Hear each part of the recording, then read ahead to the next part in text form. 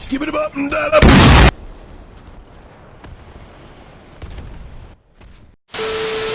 Hello everyone and welcome back to another video. This is Pravda Gaming Academy and today we will be talking about the T-72. But before we get into the video, I would like to let you guys know that we now have an official channel waifu or mascot. If you have a name suggestion for her, be sure to leave it in the description below or tell me in my Discord server.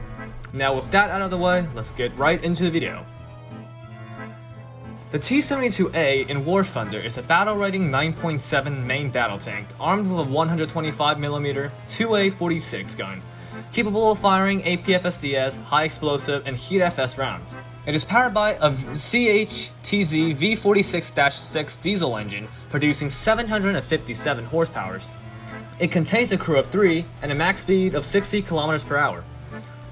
It is by far not the fastest tank when compared to other tanks that it faces or fights with, such as the T-80B, the M1 Abrams, and the Leopards.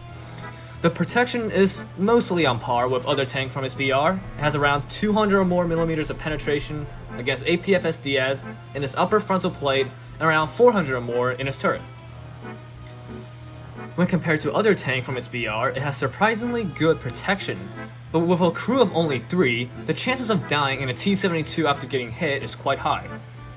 But due to its turret having more than 400mm of protection, you'll usually find yourself bouncing a lot of incoming shots. The ammunition the T-72 mainly fires are the 3BM22 APFSDS with a penetration of 405mm at a range of 1000 meters or 1 km.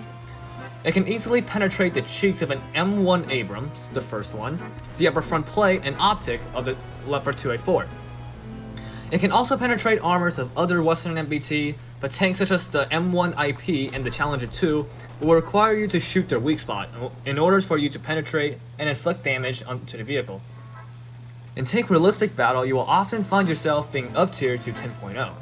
The T-72A does not perform poorly at that battle rating. Its mobility, armor, and firepower allows it to stand up to even the strongest Western tanks. But it will not be able to kill them effectively due to its ammo not being able to penetrate anything up to 400mm. In my time of playing the T-72, I have found it to be quite effective when playing a bit behind the front lines and in a position where you can only expose your turret. Your upper front plate isn't strong enough to withstand NATO rounds, but your turret is. The tank can also be used offensively and very aggressively, but you cannot do it as well as other tanks due to the lack of mobility, protection, and firepower. The T-72A is also equipped with a commander's and gunner's night vision device, which allows it to fight at night, although it lacks a thermal imaging device, unlike the Western tanks and the later T-72, T-90, and T-80 tanks. One of the things the T-72 have that most Western MBT doesn't is an autoloader.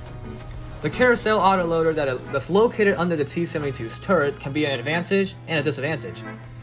With an autoloader, the T-72 is able to reload faster than most Western MBT, and reload while its crew is doing other tasks such as putting out a fire. But at the same time, it's a disadvantage because the autoloader is a big target, and even if a single round hits the autoloader, it will cause your ammo to detonate, resulting in your death. So in the end, is the T-72A still competitive, even with more modern Russian tanks and Western tanks being added? Yes, it is. The tank is not the best you can get, but definitely not the worst. The tank comes equipped with decent mobility, armor, and firepower, even though its upper frontal plate isn't that well protected. It can still bounce a shot every now and then with the upper frontal plate, but I wouldn't bet on it. The best way I can describe a T-72 is that it's a jack of all trades, but master of none.